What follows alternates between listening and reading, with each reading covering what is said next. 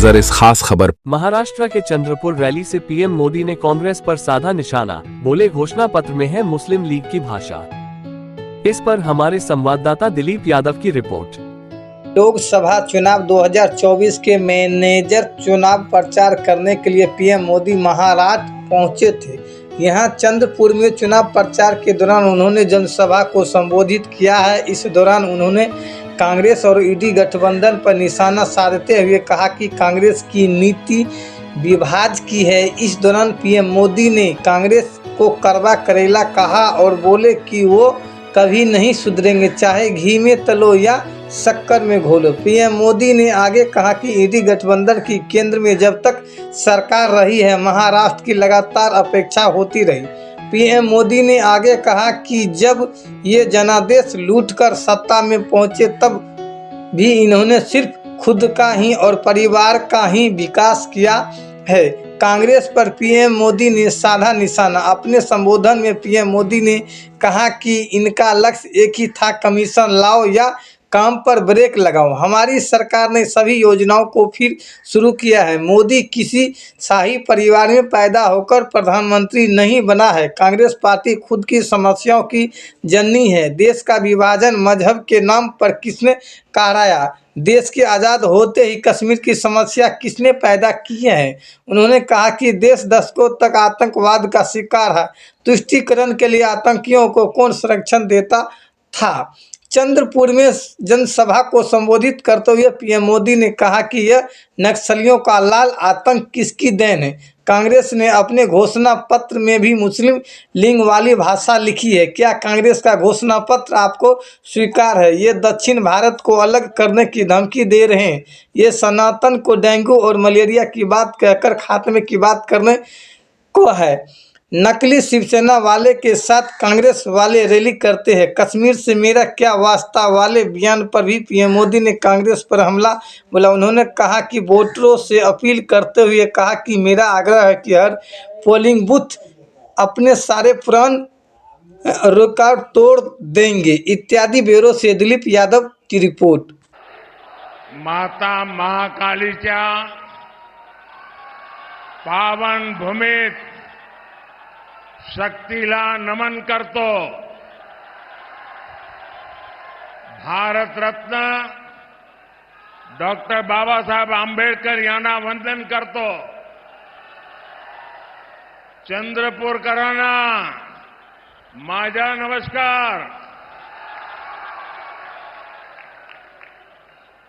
देश में गर्मी का पारा बढ़ रहा है और सियासी पारा भी चढ़ रहा है, लेकिन मैं देख रहा हूं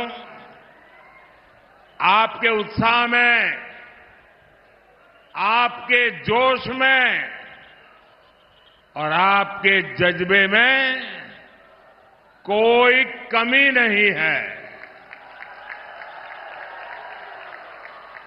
इस बार चंद्रपुर ने भी मन बना लिया है। फिर एक बार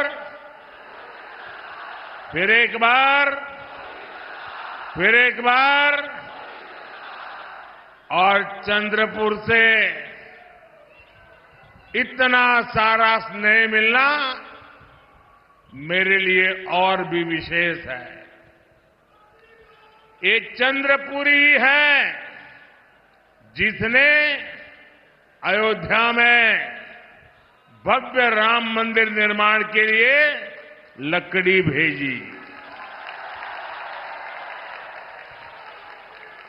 नए भारत की प्रतीक संसद की नई इमारत में भी चंद्रपुर की ही लकड़ी लगी हुई है। चंद्रपुर की ख्याति पूरे देश में पहुंची है। मैं चंद्रपुर के लोगों को बहुत बहुत बधाई देता हूं। कल से नववर्ष और नवरात्रि का पावन पर्व भी शुरू हो रहा है। सभी देशवासियों को इन पर्वों की हार्दिक शुभकामनाएं। समस्त बंधू भगिनींना गुढी पाडव्याच्या आणि नूतन वर्षाच्या हार्दिक शुभेच्छा।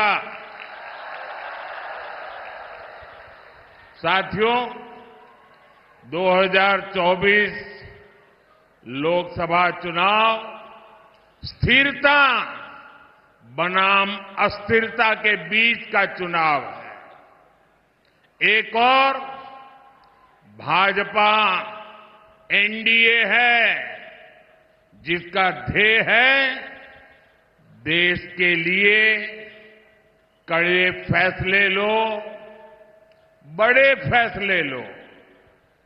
दूसरी ओर कांग्रेस और इंडी गठबंधन है जिसका मंत्र है जहां भी सत्ता पाओ खूब मलाई खाओ।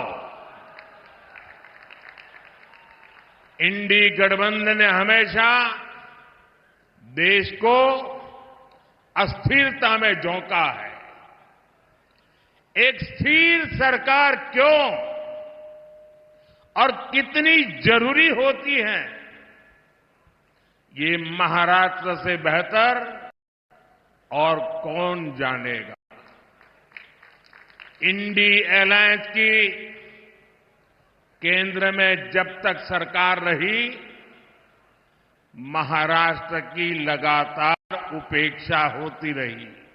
जब इंडी अलायंस वाले ढेर सारी साजिशें करके जनादेश टूटकर राज्य की सत्ता में पहुंचे, तो भी इन्होंने सिर्फ और सिर्फ खुद का ही विकास किया, परिवार का ही विकास किया। इसका कितना हिस्सा होगा, कौन सा ठेका किसको मिलेगा, मलाईदार पोस्ट किसके खाते में कितनी आएगी, ये पूरे महाराष्ट्र का भविष्य इन्होंने अपने किसी हिसाब किताब के भेंट चढ़ा दिया। महाराष्ट्र के विकास से जुड़ा कोई भी प्रोजेक्ट देखते ही ये कहते थे कमीशन लाओ या काम पर ब्रेक लगाओ। जब यहां पर नए एयरपोर्ट की बात आई, इंडिया अलायंस वालों ने कहा कमीशन लाओ या काम पर ब्रेक लगाओ। इन लोगों ने जलयुक्त शिवार योजना बंद कर दी। बलिराजा जल संजीवनी योजना जो विदर्भ और मराठवाड़ा में सिंचाई के लिए थी, उसे भी इंडी गठबंधन वालों ने ठप कर दिया था।